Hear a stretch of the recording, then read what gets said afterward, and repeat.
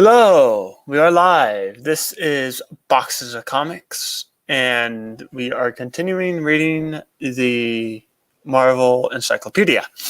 So let me go ahead and get the link for people to join here. Hello. Control C. Collectors, here's animals right here. Control V. And there you go. If you want to join, you could join. If you don't, that's okay. Oh, Loki joined us. It's Lizard. Yes, I'm sorry, Gray Man. We are running just a tad bit late. I had to eat dinner, and I had to call my boss because I am now an employee, Woo-hoo! and I now work. My first job. My first of many. Hopefully it lasts more than a month, but we will see. But enough talking about boxes of comics. Tonight is all about villains. That's right. We have moved farther into this book. Wait, is Lizard a villain? And we now create and see villains. So, let's talk about the villains, shall we? Let's open this up. And the first thing that we see is Thanos. You remember Thanos? He is a very evil person. He was the big bad in the MCU for not one, not two, but 3 phases. So that's pretty interesting. He was behind the scenes of Avengers. He was in the post-credit scenes for Avengers 2, and he finally made his debut in Avengers 3 and 4. So that's pretty cool. So let's start reading and see what happens. First up is family connections. Thanos has big family problems. His brother Star Fox helps the Avengers defeat him. His adopted daughters Moondragon and Gamora reject him. His granddaughter Nebula steals his Infinity Gauntlet, and he tries to kill Thane, his only son. Even Thanos' mother tries to kill him, so he returns the favor and kills her. And that's a bit different from the MCU because Gamora is his daughter in the MCU, but so is Nebula. Nebula's not his granddaughter. So that's a bit different. You also have his other kids, his son and his mom. They aren't in the MCU. It's just Thanos. So a bit different. Next up, we have the Titan of Terror. Thanos is a threat to every living thing in the universe. The Mad Titan is obsessed with conquering worlds in order to inflict immeasurable death and destruction. Something interesting. Thanos' last word when he realizes that Drax the Destroyer has punched through his chest and taken out his heart was interesting. His very last words. Thanos' gadgets. He has many of them, 5 to be exact. Number 5, the Sanctuary Mobile Space Station. Number 4, Flying Space Throne for teleportation and interdimensional travel. 3, the Time Probe, time machine for complicated schemes. Can't talk tonight. Number 2, robot drones, minions to perform any number of jobs. And then number 1 is the force field generator to protect against projectiles. Energy diet. Thanos does not need to eat or drink. He can get by on ambient cosmic energy alone. Jeez. If I didn't have to eat or drink, I think I would consume a lot of energy because I'm a big man. And I eat a lot, especially pizza, which isn't good because now I work at a pizza shop. So I might be eating the pizza. Next is Shield Declassified. The Infinity Gauntlet.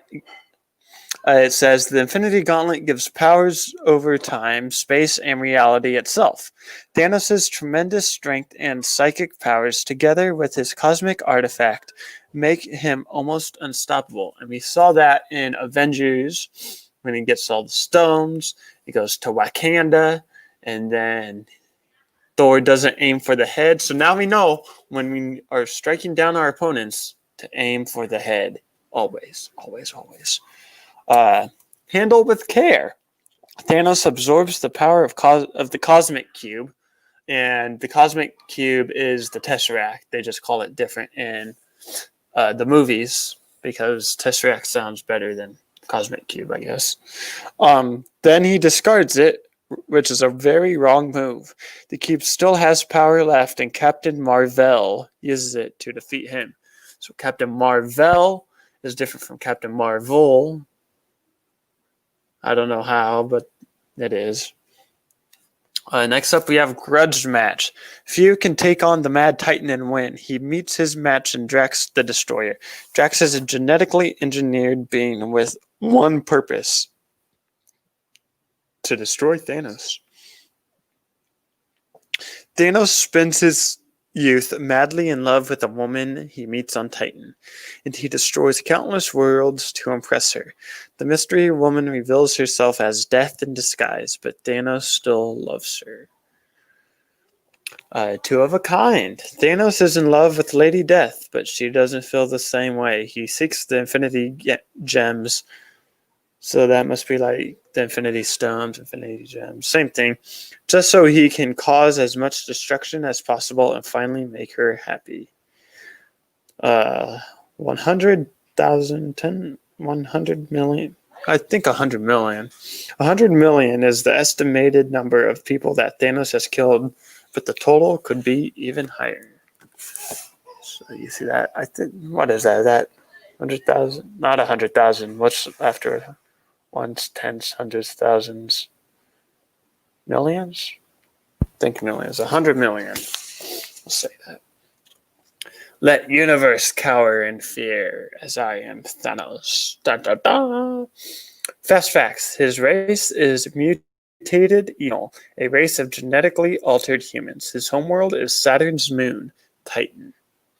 Strength, telepathy, energy projection, super strength, intelligence. He can do almost anything. Weaknesses, he's so evil the whole universe wants to defeat him. Allies is Lady Death.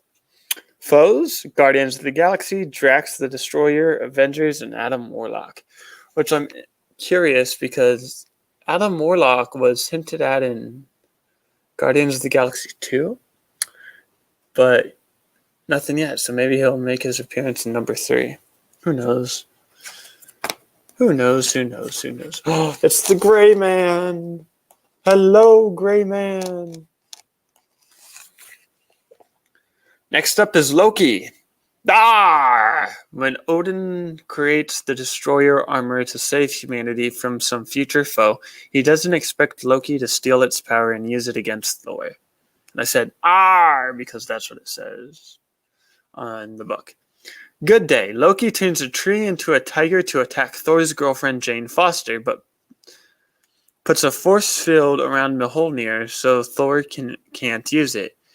He makes people disappear, turns New York City into ice cream, and stops an atomic bomb exploding all in one day. He's the mighty god of mischief. And I like how Marvel used him in the first 3 phases of movies. That was very well done by Tom Hiddleston. And fun fact is Tom actually auditioned for the role of Thor. But because Chris Hemsworth is big and in shape, unlike most of us here on YouTube, he got the part and Tom ended up getting Loki. So let's read a bit more. Mischief Maker. Loki is the shape-shifting god of mischief, one of the greatest sorcerers in all of Asgard. With the trickster, you can be sure of just one thing. He's out for number 1. Great, man. I could do with a bowl of New York City right now. Yummy, yummy. Well, I'll tell you something. I don't have a bowl of New York City, but if you ever want to come visit me at work, I'm going to start making pizzas. So if you like pizza, just ask for boxes of comics. The 4. Loki is a master of magic and illusion, and he has taken on many forms, including several versions of himself. These include Kid Loki, Young Loki, and even Lady Loki. That's interesting. He could turn himself into a woman. Who knew? Not me. Fast facts. His real name? Loki Laufeyson.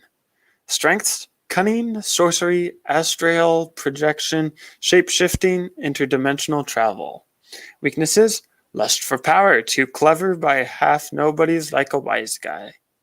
Foes? Anyone who stands in his way, often Thor and the Avengers. His dream job? Supreme ruler of Asgard. Really? Loki can even trick himself. Kid Loki traps his older, more evil self within a magpie named Ekel. That's weird. I wonder, if he can travel back through time and do that. Okay. Why does Loki hate his adoptive father, Odin? And this was also explained in the Thor movies, because he's not really his son, and instead he's part of the Bifrost. But let's see what the book has to say. Loki cannot forgive Odin for killing his frost giant father, Laufey, even though Laufey abandoned Loki as a baby. I think I'd be happy. Yeah. In mythology, he becomes a female horse and has a foal who is asleep near Odin. An 8-legged horse. Well, that's very creepy. I think that can give anybody nightmares. Number 50. The weight in tons that Loki can lift. So, obviously, if Loki can lift 50 tons, he obviously doesn't skip leg day or arm day. He's probably at the gym 24/7 when he's not messing with the Avengers. If he can lift that much. It then goes on to say, yes, Loki uses an illusion to keep the fire demon Surtur, which was in Thor Ragnarok, at bay until his brother Thor, who was also in Thor Ragnarok, and his father Odin, who was not in Thor Ragnarok, can join him and save Asgard. So that's interesting. Maybe that was a bit of inspiration from the comics that they put into the movies. When bad guys turn so good, Loki the Worthy, to stop Red Skull, Scarlet Witch, and Doctor Strange cast an aversion spell, turning bad guys good. Loki becomes so good, he is worthy to wield Thor's hammer, Mjolnir, or, as Scott Lang likes to call it, not Scott Lang, whoever, not Matt Damon, whoever plays Ant-Man, can't think of his name right now.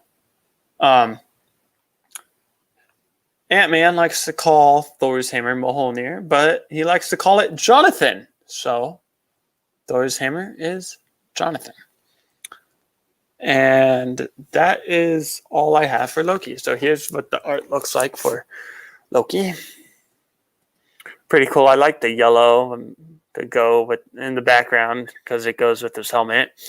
But then I also like his eyes because his eyes are glowing and making them creepy. Okay.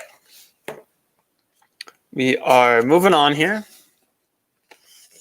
We're just moving right along. Okay, so this next villain is rumored to be the next big bad in the MCU.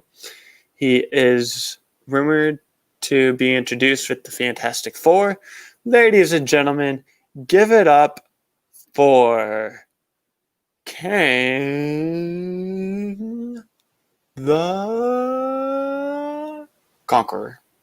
That's right. So, let's talk about King the Conqueror. His real name? Nathaniel Richards. Ooh, why? Because he is related to Mr. Fantastic, Reed Richards. What? Yeah. Yeah. So we got some family history going on. His strengths: futuristic battle armor, high intelligence, skill with technology, combat expertise, political manipulation, and slowed aging. His weapons: battle armor, fires energy blast, provides super strength, enhanced durability, can summon any weapon from the time stream with a finger snap. Like Thanos. Whoa. His foes are the Fantastic Four and the Avengers. Next up, really? That's right, really. King changes his own timeline to remove being bullied as a child. Young Nathaniel, seeking King as his villainous fate, joins the Young Avengers as Iron Lad, but after the death of his friend Cassandra Lang, he changes into the evil kid Immortus. Well, that's interesting. Here's a quote. It says, "All of history is my weapon. I fight with time itself. You are its playthings. I am its conqueror. I am King the Conqueror." Identity crisis. Too many kings spoil the time stream. Traveling through time creates loads of alternate kings. So Prime King sets out with 2 other kings to remove all the others from existence. That's right. So maybe time travel is still in play come the next Avengers movie, even though that was a big thing for Avengers 4. The time-traveling tyrant, born on an alternative Earth in the year 3000, supervillain Kang rebuilds Doctor Doom's old time machine with one purpose: to conquer all of space and time. Best known for conquering time travel and his blue face. So that's interesting. He has a blue face, kind of like a Bifrost, but he's not a Bifrost. He is related to Mr. Fantastic. Kang wants to marry Princess Ravonna Redslayer and add her kingdom to his empire, but she declines. No thanks. Kang refuses to execute the princess, so his furious army kidnaps her. King teams up with the Avengers to rescue his lady love. He is a true Prince Charming. He has family connections. Kang is rumored to be a distant descendant of Reed Richards, Mr. Fantastic, and possibly of the scientist and sorcerer Dr. Doom. Bum, bum, bum. So that's interesting. Why is Kang's face blue? Kang's technologically advanced battle armor makes it look like his face is blue. Actually, he's just a normal human being from the future that wants to conquer the world. That's all. He's just a normal human being who wants to conquer the world. Yo, Bifrost is the bridge between Asgard and Midgard. So then what are the people called? The blue people from Thor.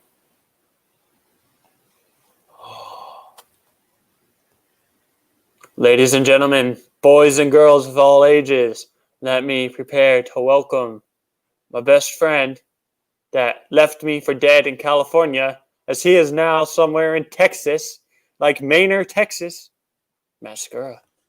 Yeah, what's going on, people? Hi, Matt. How are you? I am doing extravagant, Chase. How about you? I'm doing just wonderful since I learned that I now have a job starting Monday. Right on, right on. Oh, they're frost giants. Okay, maybe that's what they're called. No, aren't the frost giants like the... No, they're not frost giants, because frost giants are the other thing. I don't know. Maybe they are, but I don't think they are. Gray Man says hello, Matt. Hello. How are you? Okay. So, before we move on here, do you have anything to say about King the Conqueror or Loki or Thanos?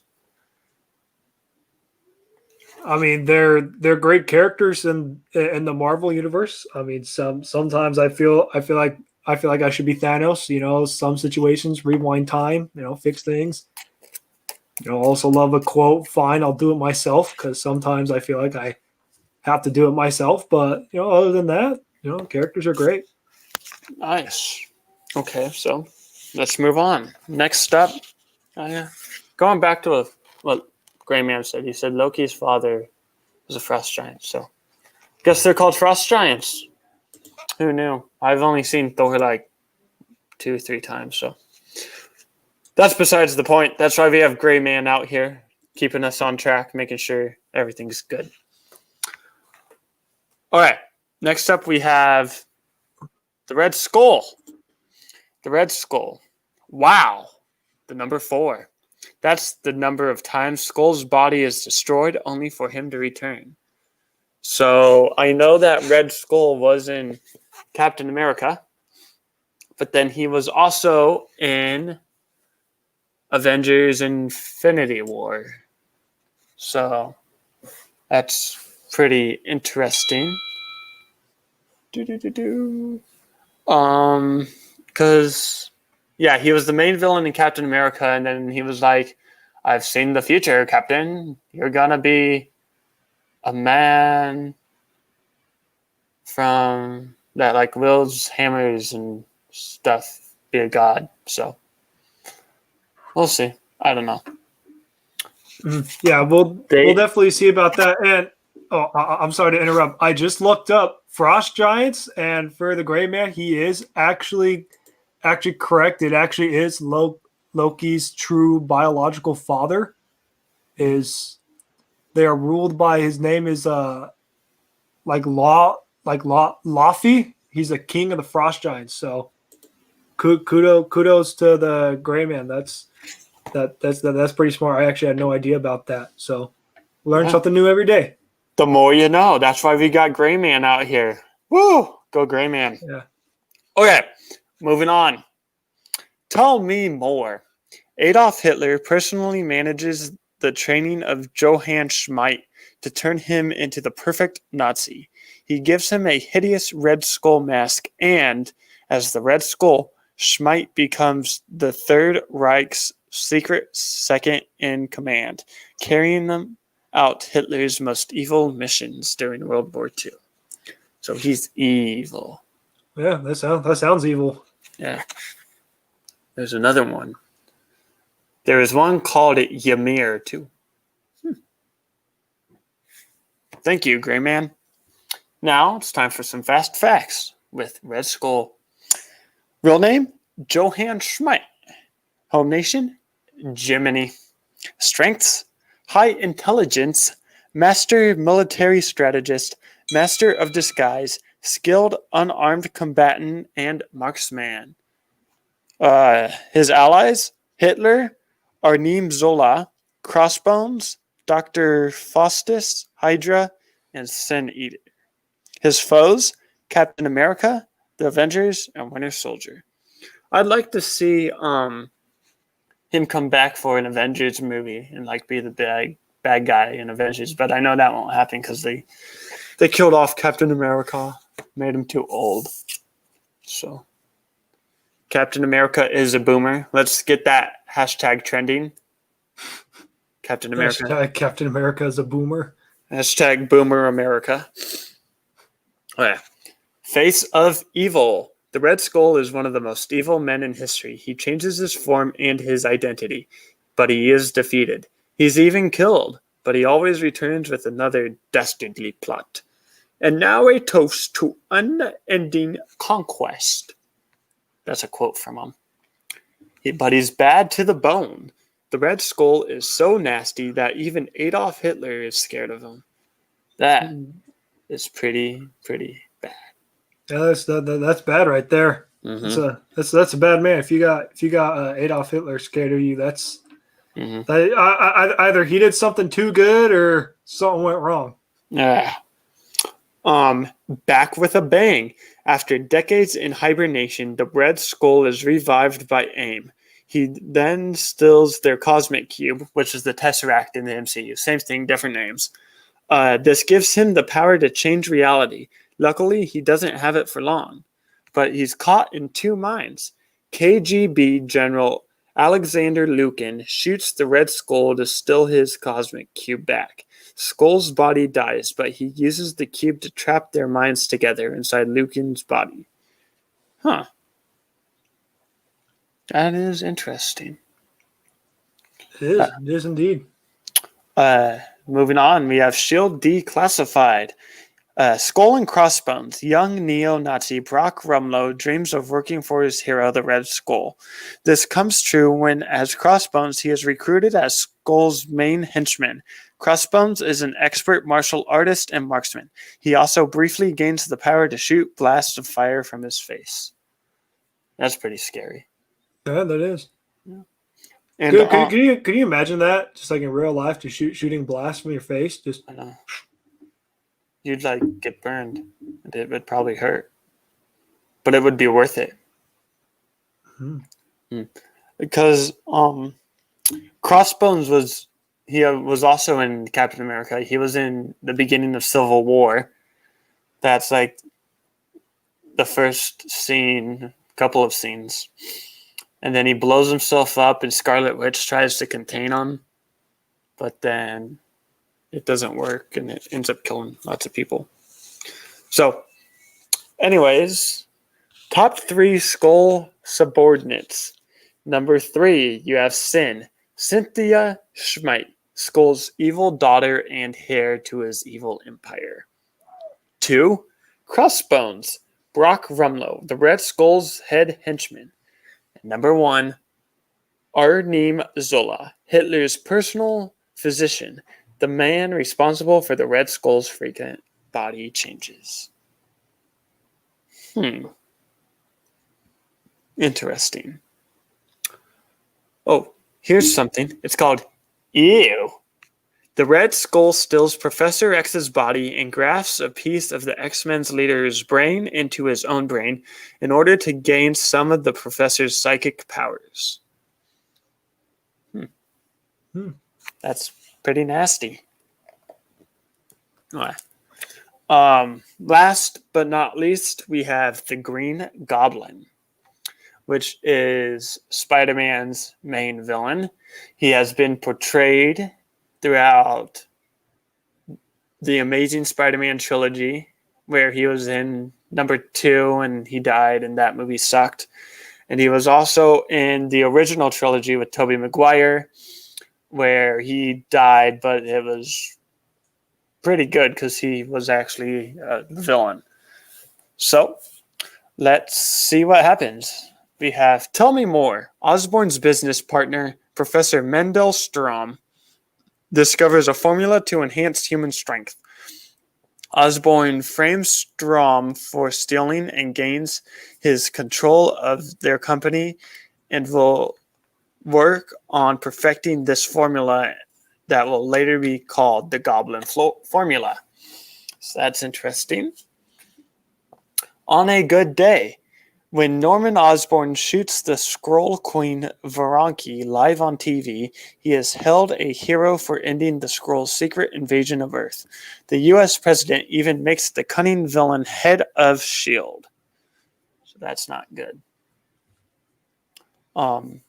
When bad guys become even worse, Osborn becomes the U.S. security chief and renames S.H.I.E.L.D. Hammer. He also dons one of Tony Stark's Iron Man suits and names himself the... What was that? Names himself the Iron Patriot, leading a new team of Dark Avengers. Osborn hopes to present himself to the world as a combination of Iron Man and Captain America, but his evil side will soon resurface. So the Iron Patriot was in Iron Man 3 when Rhodey decided no longer to be War Machine. So I wonder if they'll bring Norman Osborn in and then he becomes Iron Patriot. Who knows what they'll do with the MCU. Not me. Okay.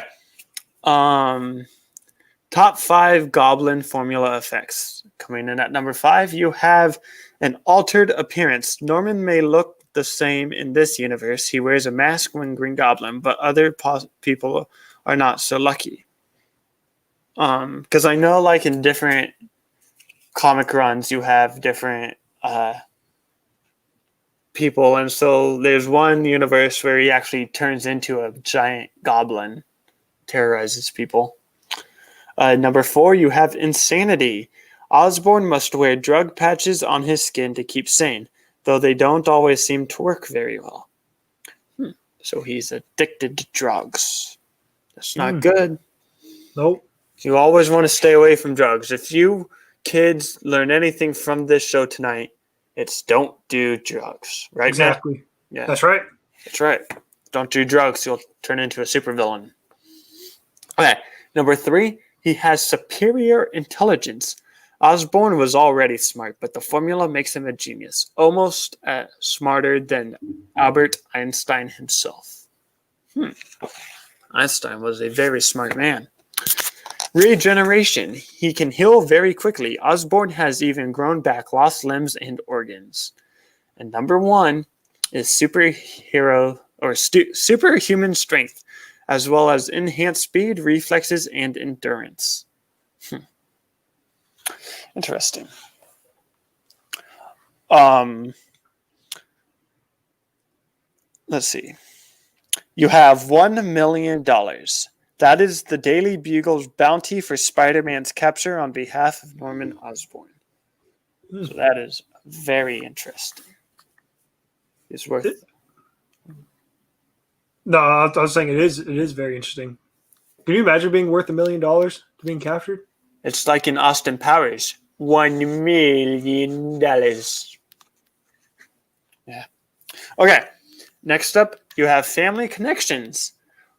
This is one complicated, messed up family.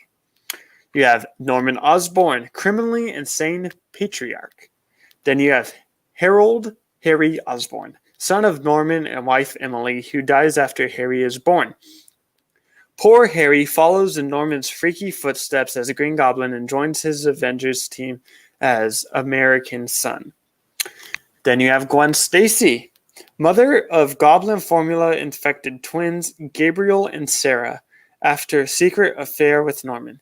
Gwen wants Norman to keep away from her kids, killed by Norman as Green Goblin, who blames Peter Parker. Then you have Gabriel Stacy, joins Norman's Dark Avengers team as the second American Son. Goblin formula eventually drives him insane. You have Sarah Stacy. Daughter Sarah tries to use her abilities for good. Whatever abilities she has. I don't know. I've never read Dark Avengers. Has anybody in the chat read Avengers? Not me. Okay. He is best known for power, mad schemes, and plotting Spidey's doom. Because he doesn't like Spider-Man. So... a quote is, "The bad guys will always win in the end." So that's interesting.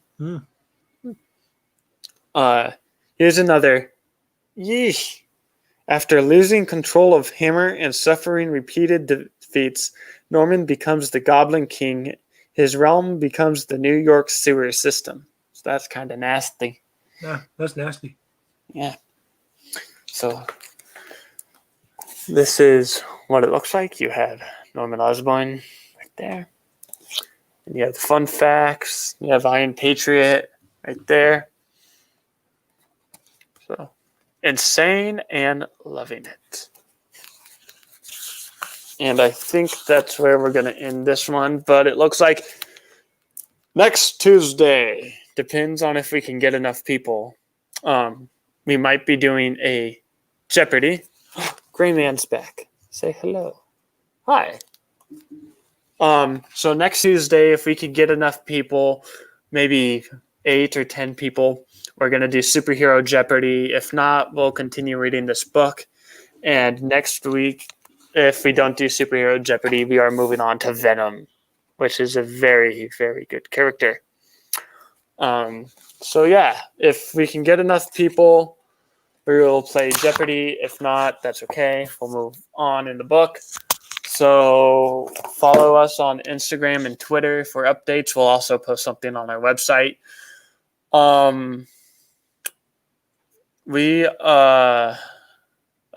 He never left. He was saying hi to Logan. My bad. Oh, I spelled beginning wrong. Jeopardy would be hype. Of course it would, because Jeopardy is always hype. And I spelled beginning wrong.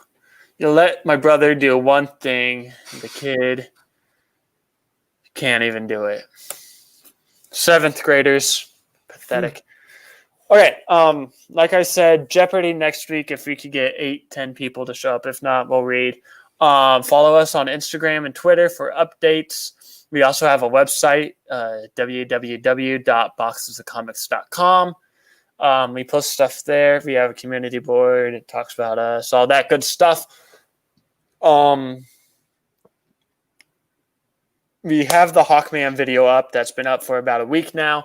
We are going to film some more. I wrote out another script to celebrate us reaching 100 subscribers, since we've now been over 100 subscribers for 2 weeks.